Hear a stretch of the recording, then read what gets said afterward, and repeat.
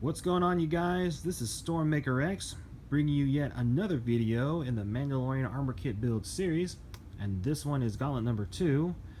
Gauntlet number 1 showed you all the pieces involved in order to make the gauntlets for the armor that I'm working on, and Gauntlet number 2 is going to show you the step-by-step process as far as what needs to be done in order to put them together. Now, I did find a stopping point, and I'm going to do a little show and tell here. As you can see on this piece alone, this one's been sanded down and it has been trimmed as well, so therefore when that time comes I can start priming and painting it. And these two parts right now are drying at the moment because of the glue. The C-clamps, of course, are being used to hold them together. The glue that they suggested using was E6000, and which you can find in any craft store. You can find it between somewhere like $4 and $6, just depending upon where you go. And I ended up finding the industrial strength grade version, so I thought that was, you know, a big plus. So therefore, yeah, went for that grade. And in order for the glue to hold even better, just to make 100% for certain, I decided to sand the inside of this piece and on the outside of this one. So therefore, yeah, the glue has something to grip onto. Drying time suggested was 3 hours, although they said for best results is overnight. And in this case, we'll be doing overnight, so therefore the glue has the strongest hold and bond necessary. And we did the same thing to this other set as well. Cut out the insert there and did the same thing with here, sand it and all that good stuff. So yeah, it's gonna be a little bit before I get back on that one, but not too long.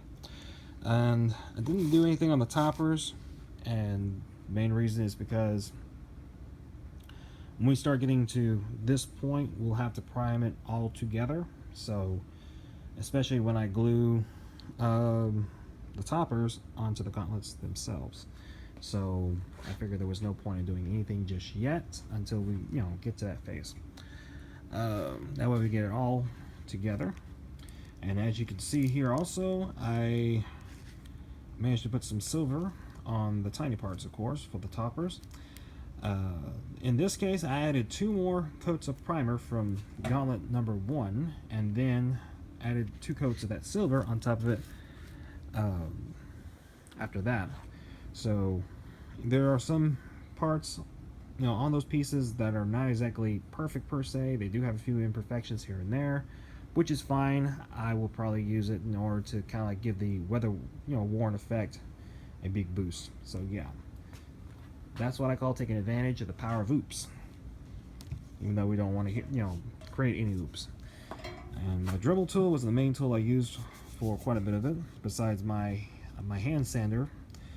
And you can already tell right here, it has seen quite a bit of use, almost to the point of extreme abuse.